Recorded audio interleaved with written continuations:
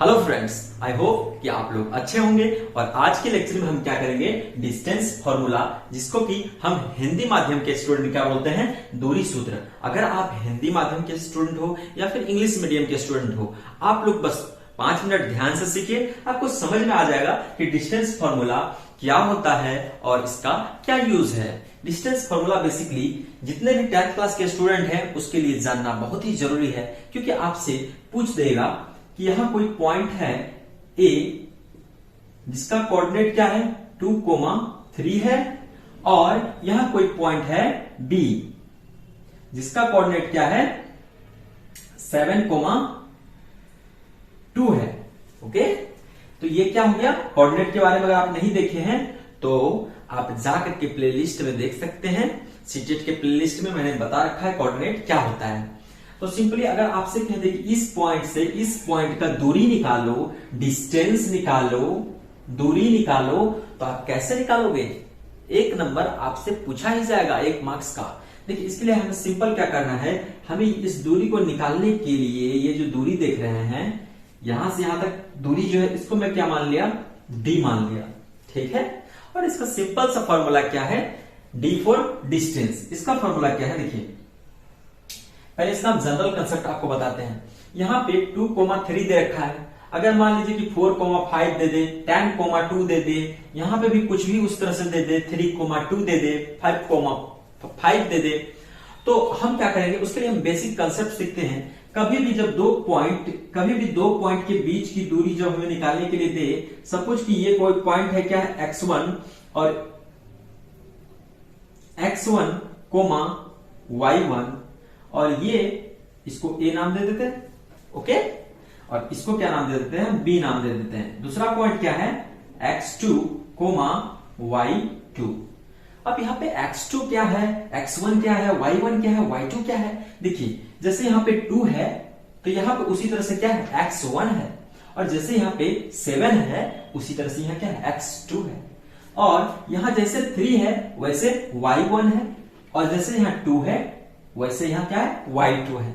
अब इसको x1 क्यों कहे, इसको x2 क्यों कहे, देखिए हम बता रखे हैं कि कोऑर्डिनेट में क्या बता रखे हैं कि ये वाला पोजीशन किसको दिखाता है, x को, और ये वाला पोजीशन किसको दिखाता है, y को।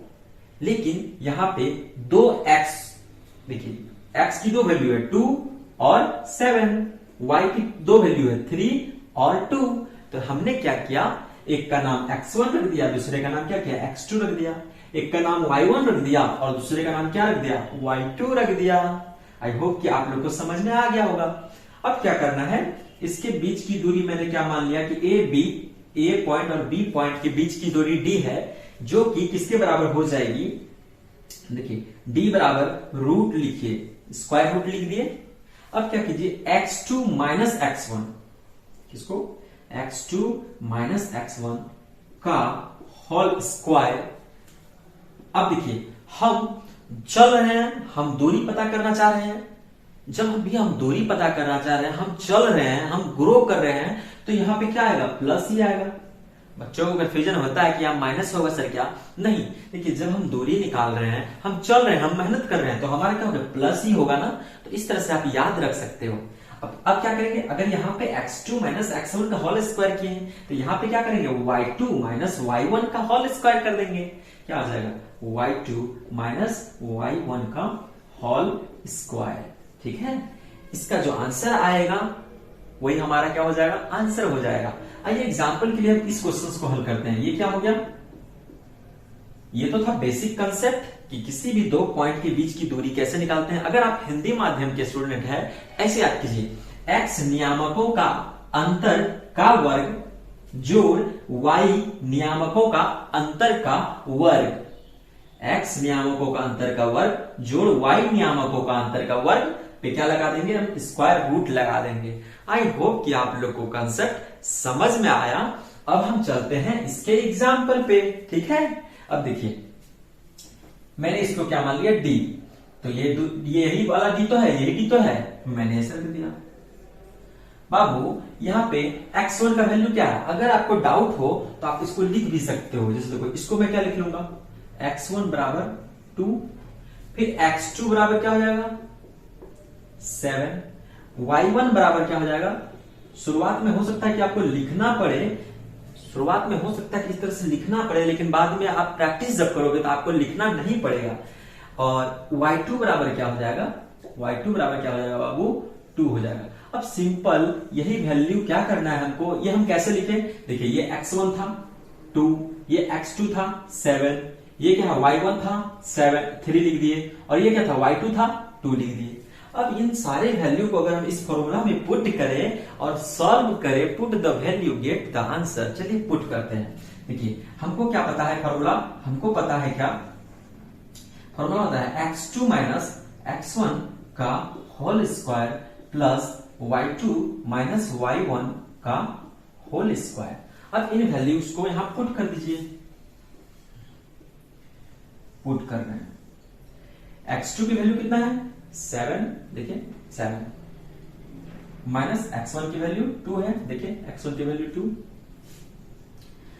का होल स्क्वायर। यहां तक समझ में आया, x2 का वैल्यू 7, x1 का वैल्यू 2, माइनस साइन था बीच में माइनस दिए और उसका स्क्वायर कर दिए। अब फिर प्लस y2 की देखिए, y2 का कितना वैल्यू है 2, देखिए यहाँ पे y2 का वैल्यू 2 है, और माइनस y1 का वैल्यू देखिए, y1 का वैल्यू कितना आ गया 3 हो गया। ठीक है, y2 का वैल्यू 2 और y1 का वैल्यू कितना हो गया 3 हो गया, इसका हम स्क्वायर कर दिए। अब सिंपली इसको सॉल्व कर लीजिए, क्या हो जाएगा, रूट तो रूट ही रहेगा, 7 में से 2 गया तो कितना होगा 5 का स्क्वायर कर दीजिए, प्लस 2 रुपया में से मेरे पास 2 रुपया था, 3 रुपया हम खर्च कर दिए, तो हम कितना रुपया मेरे पास बचा, मेरे पास 1 रुपया कर्ज हो गया, यानी -1 का होल स्क्वायर। 2 रुपया था उसमें से 3 रुपया खर्च कर दिए, तो 1 रुपया कर्ज लिए हैं, यह क्या हो गया -1, होल स्क्वायर था तो होल स्क्वायर कर दिए। अब देखिए मेरे प्यारे रसगुल्लो, देखो 5 का स्क्वायर क्या हो जाएगा 25, प्लस -1 का होल स्क्वायर क्या हो जाएगा, स्क्वायर का मतलब क्या होता है, वही संख्या को 2 बार लिखो। ठीक है, स्क्वायर मतलब क्या होता है, वही संख्या को 2 बार मल्टीप्लाई करो, तो माइनस इंटू माइनस क्या हो जाएगा, जब 2 कचरा लड़ेगा, जब 2 कचरा लोग लड़ेगा तो ये क्या हो जाएगा, माइनस माइनस दोनों कहेगा कि ना तुम भी ठीक है हम भी ठीक है, चलो लड़ते नहीं है। जब 2 कचरा लोग लड़ेगा तो रिजल्ट क्या होगा, अच्छा होगा। 1 से 1 को मल्टीप्लाई करेंगे 1 होगा, और माइनस से माइनस को मल्टीप्लाई करेंगे क्या हो जाएगा, प्लस हो जाएगा, अच्छा हो जाएगा। तो यहाँ क्या हो गया 1 -1 का स्क्वायर 1 हो गया। हमारा आंसर क्या आ गया दोस्त, √26 आ गया। अगर √26 आ गया, अब हो सकता है कि डिस्टेंस सेंटीमीटर में हो ऑप्शन में, मीटर में हो, किलोमीटर में हो, जैसा होगा हम उस हिसाब से टिक करेंगे। अगर मान लो कि 4 ऑप्शन है, चारों सेंटीमीटर में है, तो हमारा क्या आंसर हो जाएगा, इतना सेंटीमीटर हो जाएगा। अगर चारों ऑप्शन मीटर में है तो हमारा क्या हो जाएगा, इतना मीटर हो जाएगा। अगर किलोमीटर में क्या हो जाएगा, इतना किलोमीटर हो जाएगा। आई होप कि आप लोग को मजा आ रहा है। हम एक क्वेश्चन और करें क्या, बताइए, देखिए बोर्ड पे, अगर आपको समझ में आ रहा है तो देखिए बोर्ड पे। हम एक क्वेश्चन और करें क्या दोस्त, खास बात जानते हैं, खास बात देखिए, जब आप ऑब्जेक्टिव क्वेश्चंस को कर रहे होंगे, ये तो सब्जेक्टिव में बताया कि इस तरह से करेंगे एकदम फॉर्मल होके, ताकि मेरा क्या हो नंबर ना कटे।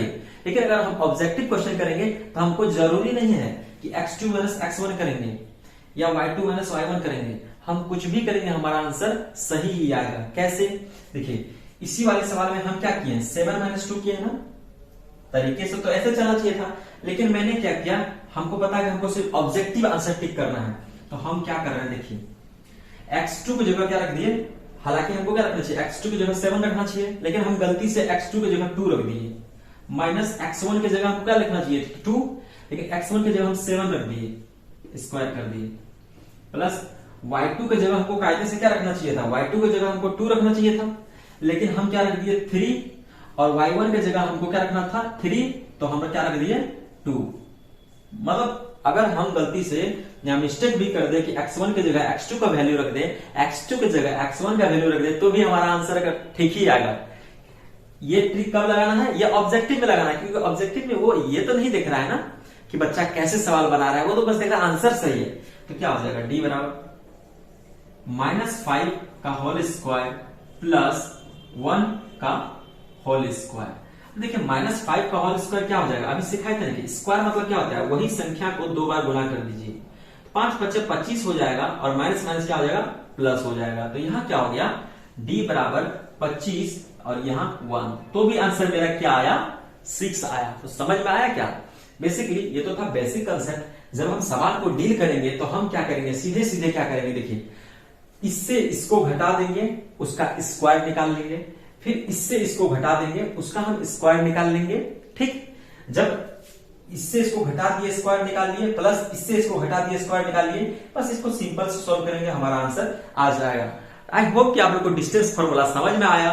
अगर आपको कंसेप्ट समझ में आ रहा है दोस्तों, तो वीडियो को लाइक कीजिए, चैनल को सब्सक्राइब कीजिए, ज्यादा से ज्यादा लोगों को शेयर कीजिए। मेरे साथ बने रहने के लिए आप सबका बहुत बहुत धन्यवाद।